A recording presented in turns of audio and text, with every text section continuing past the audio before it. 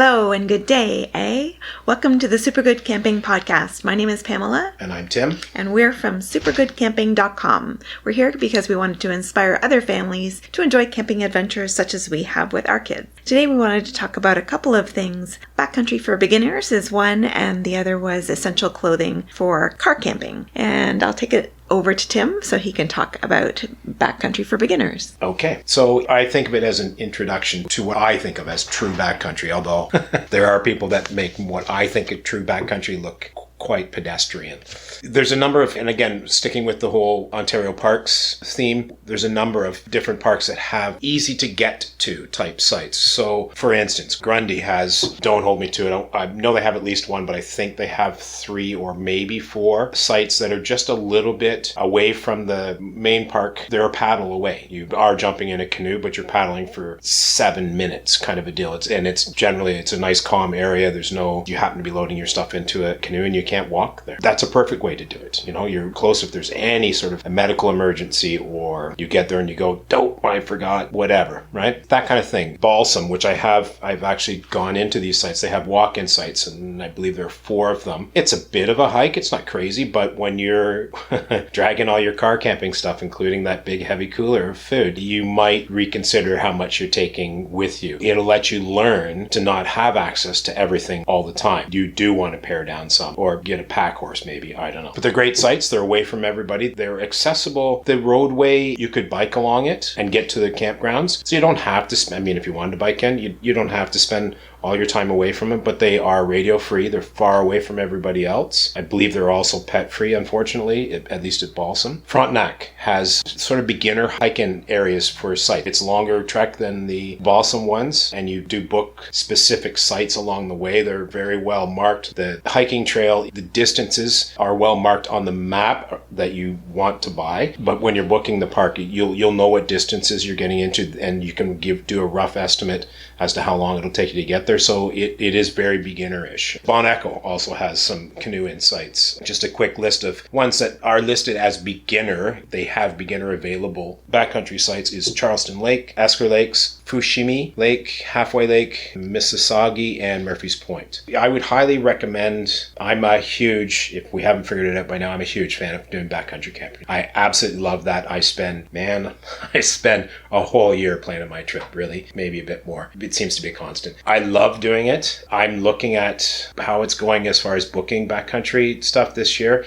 and I'm absolutely terrified there are going to be so many injuries and lost people and just people that are out of their depth that have gone, yeah, how hard can it be? Wow, I got news for you. It can be. It's totally worth it, but man, experience is worth its weight in gold. So if you haven't done it before, by all means, I highly recommend trying out Grundy or Bon Echo or Balsam or Frontenac. Those 4 in particular I know are pretty easy in the grand scheme of things, and you get to see whether having all that solitude works for you or not. Sounds great. And also just be safe, people. And then we also wanted to talk about essential clothing for when you're camping. Specifically speak to car camping on this count, although a lot of it does apply both.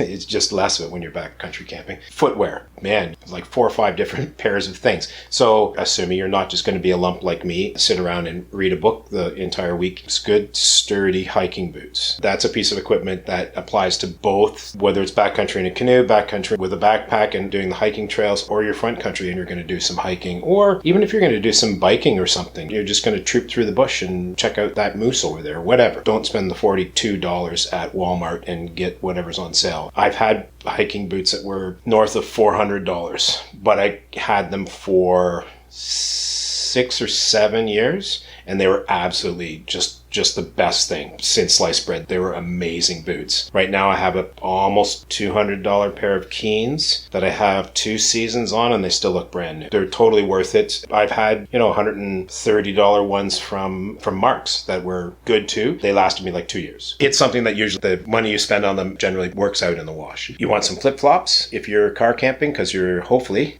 if they ever open the showers again, hopefully you're going to go have a shower at some point, or you're on the beach, or you're mucking about in some wet stuff and you want to easily be able to rinse your feet off. Getting up in the middle of the night to the washroom, you can slip your feet into your flip-flops. Without having to strain your brain and wake up too much. Sandals are great. Those play both front country and back country. I have closed toe sandals, but there's lots of holes in them. They work well in the front country for me. They work fabulous in the back country because you're in and out of the canoe for portages, so I'm in up to my knees. My hiking boots aren't going to work out well at that point, but I don't necessarily want to step on something and have a slice of my foot or whatever. I suppose running shoes. Lots of people get out and get their morning run in. They keep their training program going when they're car camping. So running shoes. And also, if you're biking, maybe your sandals will play, maybe they won't. That kind of a deal. Other things, just sort of off the top of my head, a hat. Doesn't matter where you are, unless you're on a completely shaded site and that's where you stay. Even still, you're still going to get far more light than you anticipate, especially if you're an urbanite. But lots of times you get away with a ball cap. I have two. I've got that, and I've got a OR, an outdoor research full brim that I can snap up the sides or leave them down. Also works well if it's pouring rain and you're stuck outside. Swim shorts. Again, doesn't matter where you don't necessarily have to have them in the back country, but make sure that nobody's around. Just saying, pasty white butt. Yeah, swim shorts, because you're there, and Ontario it's some ridiculous, like 130,000 lakes or something crazy like that. So chances are you're going to be near water. That's probably the essentials. I do like to have a pair of long pants or track pants just for, if we are going to do a hike and you're getting whacked in the legs, I don't want to come back all bleeding from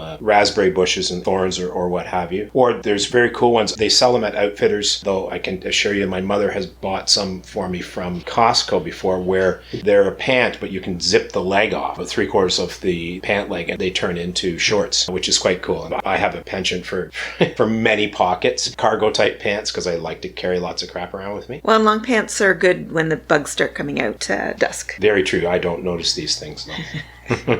Lucky you. Yeah. We've got our dad joke, so you want to stick around for that. So my friend comes up and says, "Hey, what rhymes with orange?" I say, "No, it doesn't." Come on, that's good. I like that one. That's it for us for today. Thanks for tuning in, and we'll be here again next week. My name is Pamela. And I'm Tim. And we're from supergoodcamping.com. Please feel free to visit our website. You can also reach us by email anytime. Our email address is hi@supergoodcamping.com. That's hi@supergoodcamping.com. Take care and talk to you soon. Bye. Bye.